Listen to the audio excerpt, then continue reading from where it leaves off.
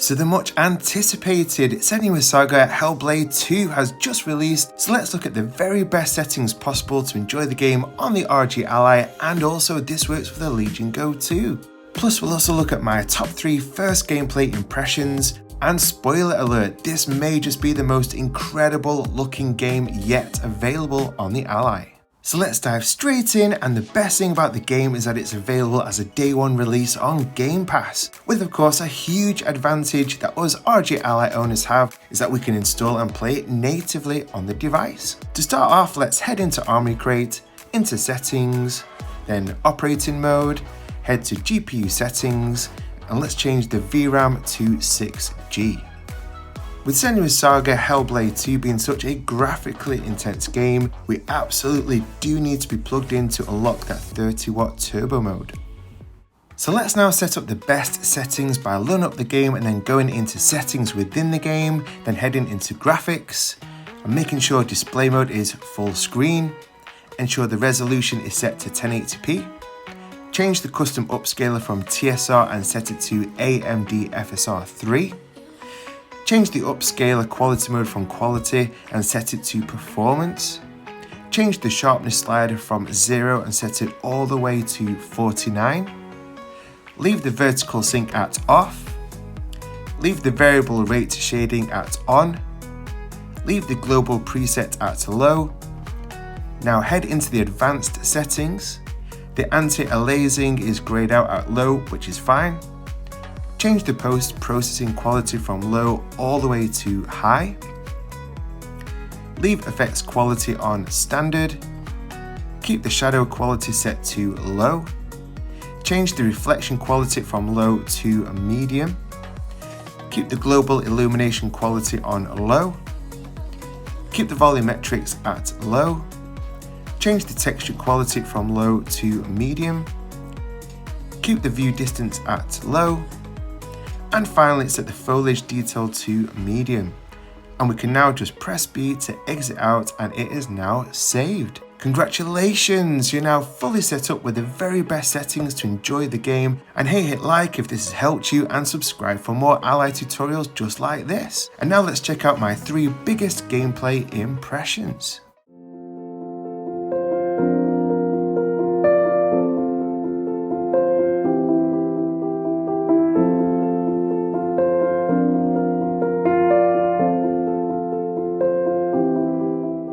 So I'll now share my top 3 gameplay impressions, and the first thing that really surprised me was that I was expecting the graphical quality to be pretty low, because as you realised in the setup guide is that we've had to turn pretty much all the graphics option settings to low to get a solid frame rate that we'll talk about more in a moment. But yes, the thing that surprised me was that this game, even on these low settings, still looks absolutely breathtaking. All the reviews, while not the most complimentary in terms of deep gameplay mechanics, they did all agree on one thing, and that is that this is one of the very best looking games of this console generation, perhaps ever. And I'll echo these words in saying that I think that this could very well be the best looking game that I've ever played on a handheld. And if you don't think you'll like Senua Saga Hellblade 2, you absolutely do have to try it out on the ROG Ally at the very least, just to see these incredible graphics. Many of you great viewers are old school gamers with a deep appreciation for the retro consoles of yesteryear, like myself. And playing this for the very first time on the Ally brought back memories of 30 years ago in 1994, playing Donkey Kong Country on the SNES for the very first time and just thinking, wow, the graphics will never get better than this. My second gameplay impression is just how smooth the gameplay is, and loading up the real-time monitor shows us that the game is hovering at just under 35 FPS. It absolutely never dips below 30, and at some points does get to around 40 FPS. Obviously, the ROG Ally's killer feature of VRR aids in getting the super smooth gameplay experience. And here again, I'm just blown away just how silky smooth it feels to play. So much so that I was planning on playing this on my Xbox Series X console, but this feels just so good and looks so good, I think I may just stick to my Ally to complete this. And my third and final gameplay impression is the audio design, in that this is possibly the best I've ever heard in a game.